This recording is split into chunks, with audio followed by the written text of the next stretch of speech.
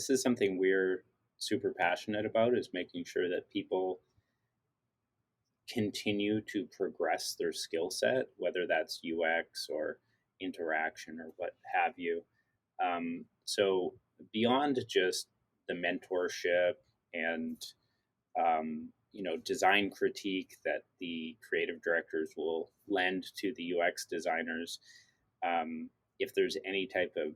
education they want to take, the company will sponsor them to take it by both paying for the cost of the tuition and then also giving them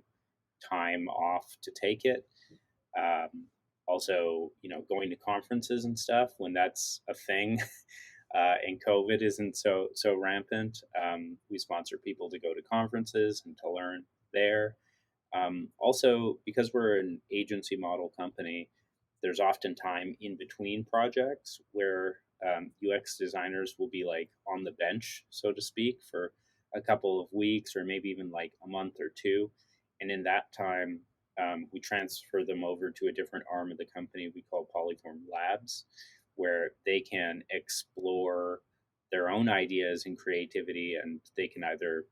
learn new skills, or we'll actually bring together pods of people who are on the bench to bring a new idea to life. And if they have a great idea for a startup and somebody else is on the bench to help them with it, um, we'll sponsor them, so to speak, to get that startup off the ground, and then we'll run some product market fit tests against it, see if there's actually a latent demand in the market for the thing that they're designing, and if there is, we will actually like spin that out as kind of like its own company, and then that UX designer, if it's their idea and they put all this time into it, we'll like transfer them over to that project, sometimes indefinitely, and that will just become their new job. And obviously, there's like ownership in that new idea and stuff like that. So beyond just expanding their own skill set as a UX designer, there's an opportunity to become kind of a founder as well and learn what it's like to take an idea to market and then improve it beyond just